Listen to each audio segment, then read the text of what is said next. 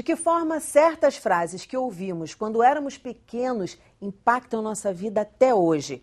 Quantas dessas expressões já repetimos para outras crianças? Será que é uma boa maneira de educar? Essa é a reflexão do programa de hoje. Nós estamos no segundo bloco do Educação. Nunca dê um passo maior do que a perna. Essa eu acho terrível, principalmente pensando no futuro, né? Daquela criança atualmente, mas que no futuro é uma pessoa no mercado de trabalho, etc., na vida emocional, amorosa. E esse tipo de frase eu acho que envolve o risco, né? Da criança não poder ou não achar bacana ou não curtir, não ter a experiência dos riscos, de se arriscar, dela poder se aventurar nas coisas. Ter sempre que caminhar ali, conforme a perna alcança. Na margem de segurança, Na margem de segurança. Só que muitas vezes as coisas mais legais e criativas acontecem quando você está fora da zona de conforto ali, né? Então você está barrando isso da criança, né? E você cria aquela coisa de que, não, se não está 100%, então eu não vou poder botar em ação, né? Isso. Porque, e aí você está travando, né? Várias possibilidades, né? E é esse o principal problema que eu vejo das pessoas não entenderem a importância da formação da criança por aquele adulto que vai estar lá fora, como eu falei, no mundo, no mercado, etc. Tudo que ele vai fazer no mercado de trabalho, na vida amorosa, na vida, né, em todos os setores, vai depender de uma influência total e direta das experiências e formação dele na infância. Então, por isso o cuidado, e é muito bom a gente discutir isso aqui sempre, falar disso sempre, do cuidado que a gente tem com as mensagens para a criança. Porque por mais bobo e simples e ditado popular, enfim, que a gente possa achar que está citando, a gente está influenciando no comportamento, nas atitudes e principalmente na reflexão, percepção que ela tem do mundo. Então, é muito sério isso. Pai e mãe, né? Que estão grande parte do tempo com a criança, né? Se apanhar na rua, vai apanhar aqui dentro também. E vier chorando, vai apanhar em casa também. Nossa, isso é horrível. Até chocada de saber que ainda tem gente que fala isso, né? Mas você tá, primeiro, eu acho que você tá estimulando uma violência, né? Que, assim, é através da violência que você vai resolver os seus problemas, né? E isso é seríssimo, né? É muito grave, né?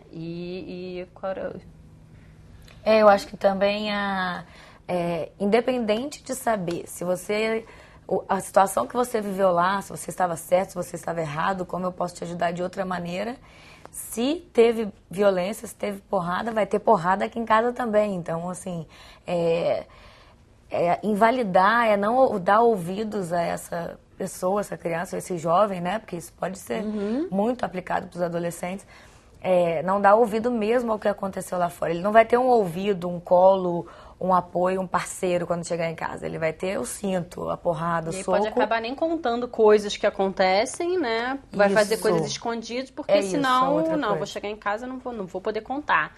Né? Então, assim, é seríssimo em vários aspectos, né? E aí, falando quando chegar em casa vai apanhar mais se chegar chorando, aqueles pais falam assim, garoto, para de chorar, senão daqui a pouco eu vou te dar motivo.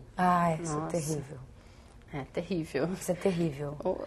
Menino não chora também. Tem algumas em relação ao choro que são muito duras, porque o choro, como a gente vem falando, né, é expressão, né, é comunicação. E principalmente expressão de uma comunicação, de um sentimento ruim, sofrido, que gerou alguma angústia, né, algum sofrimento, alguma dor, né, mesmo que emocional.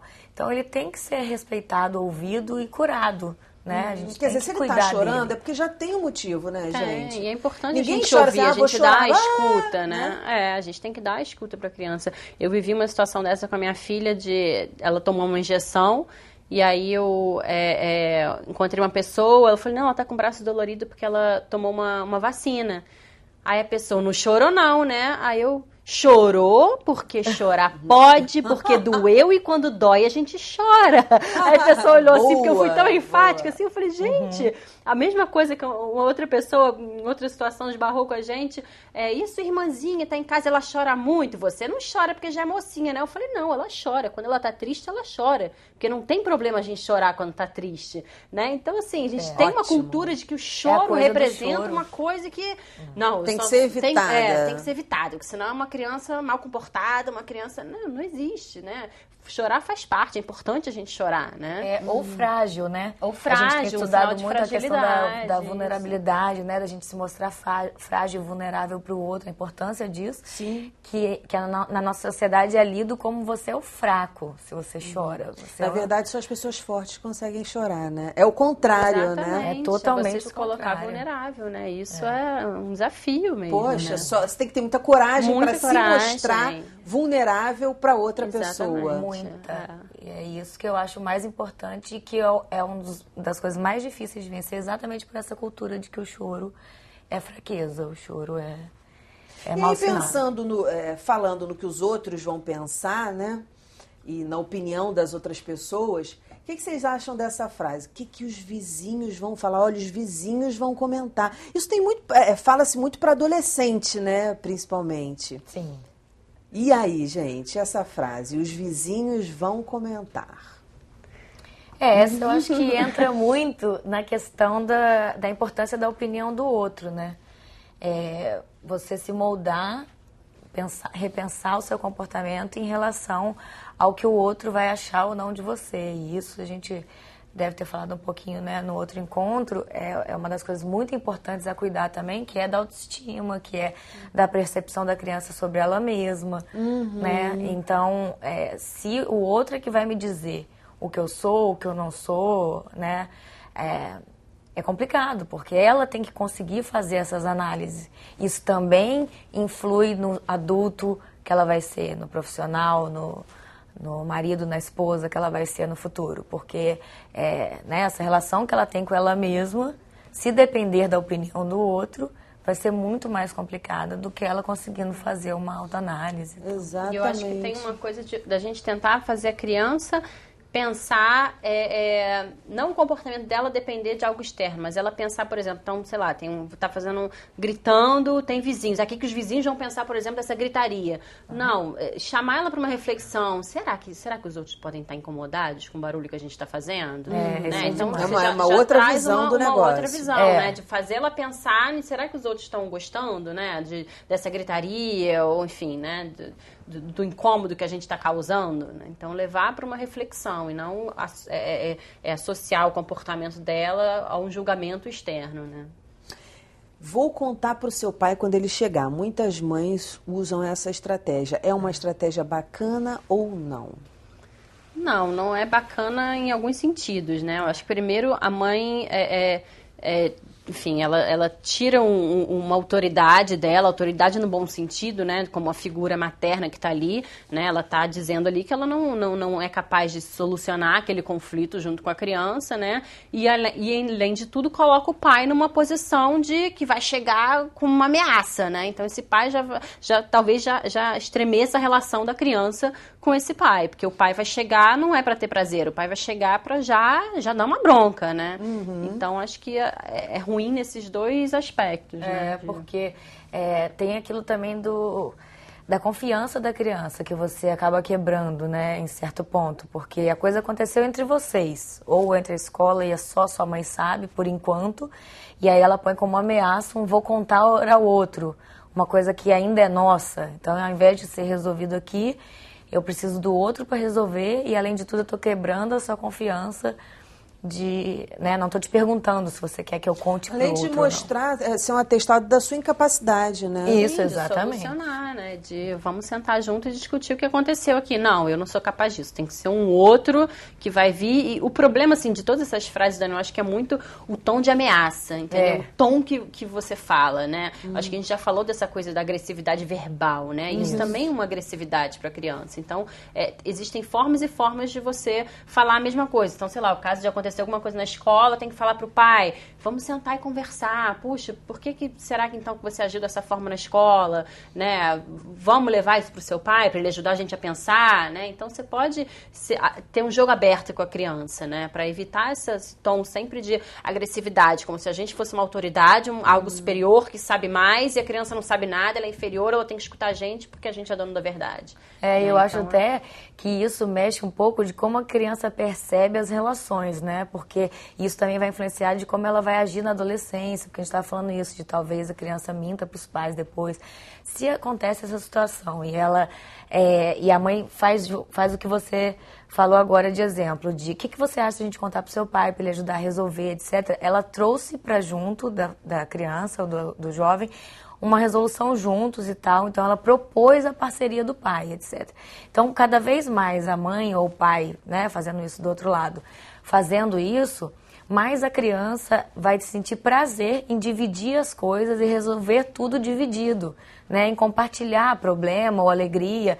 Então, por isso, muitas pessoas reclamam, né, meu adolescente não discute as coisas comigo, eu não sei, não tem ideia do que se passa, não chega a mim. Mas desde criança isso foi feito de uma maneira bacana, ou ele, vendo do ponto de vista dele, ele viu vocês dois como um complô contra ele, não, é do isso que uma pensando. parceria. Eu tava pensando nesse negócio de chamar o pai, tem aquela coisa do tira mal, né, do policial isso, mal e do policial isso, muito bom, né? Muito bom. E tudo bem, aí você pensa, interessante, engraçadinho. Mas aí o ponto de vista é o seguinte, seu filho é o réu, é o bandido, que precisa do tira mal e do tira bom. É mais ou menos isso que você está dizendo. Eu acho assim. Essa frase, e aí eu vou fazer um contraponto, porque a gente estava falando que seja o melhor sempre não é bacana. Dê sempre o seu melhor, né? Esteja sempre inteiro nas situações. Mas existe uma diferença dessa frase para o faça tudo com perfeição. E aí eu queria que vocês entrassem explicando.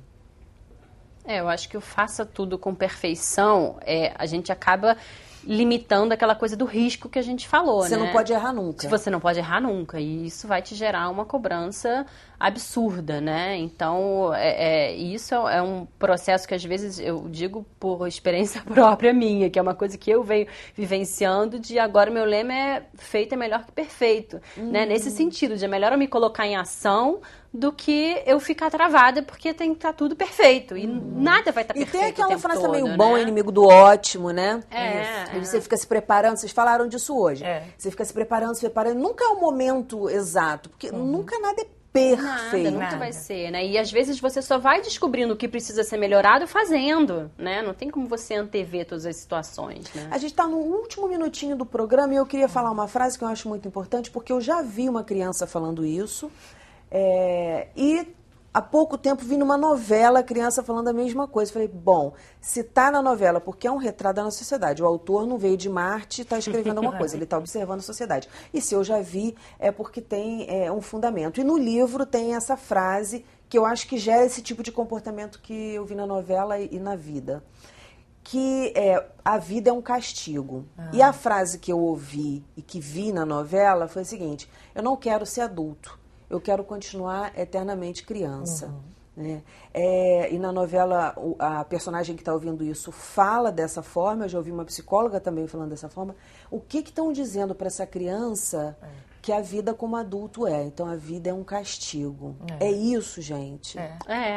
Você está passando uma negatividade que vai influenciar a vida inteira, né? Porque tudo vai ser sempre muito sofrido, né? Trabalhar é sofrido, fazer as coisas é pesado, né? Tudo tem um peso muito grande, né? E aí, obviamente, a criança vê um adulto que só sofre fazendo as coisas, óbvio que ela não vai querer crescer, né? E a gente, assim, mas é aquilo que a gente falou, depende muito do contexto da família, né? Se é uma família otimista, você raramente vai escutar isso da boca de uma criança, né? Uma família que está sempre para frente, que vê as coisas como positivo, né? E uma dica para os adultos é escutar as crianças, né? Porque a criança ensina muito isso pra gente, né? A criança, ela é naturalmente positiva, ela naturalmente vê as coisas boas, né? A criança tem um exercício que a gente, quer dizer, para ela não é um exercício, pra gente que é do viver o aqui e agora, né? A criança está sempre presente, ela está sempre inteira, né? Ela não tem as milhões de preocupações que a gente tem na cabeça, cabeça, né? Então, assim, eu acho que é uma dica boa a gente estar sempre escutando a criança, porque ela é um grande mestre pra gente, né? Nessas situações todas. E que a gente possa ver um pouco da alegria delas e compartilhar dessa alegria e não levar a nossa tristeza, né? Porque se você acha que a vida é um castigo, guarda pra você e tenta reverter isso dentro de você. Porque, assim, é uma condenação você falar isso pra uma criança. Você tá condenando ela a uma vida infeliz, achar que tudo é ruim, que tudo é castigo, que tudo vai dar errado. É por aí. Exatamente. É muito por aí. Então, gente, muito obrigada mais uma vez. Continuem vindo. Vocês vão vir muitas vezes, já virão consultoras do programa. Já são as consultoras do programa. Sucesso no trabalho. Obrigada. Nosso programa está terminando. Se você quiser ver novamente, basta acessar o site www.tvalerj.tv. E para saber outras novidades sobre educação, encontra com a gente aqui na próxima segunda-feira, às 9 horas da noite. Nós estamos preparando um programa muito especial para você. Até a próxima. Educação, se você não se envolver, não rola. TV Alerj, o canal do povo fluminense.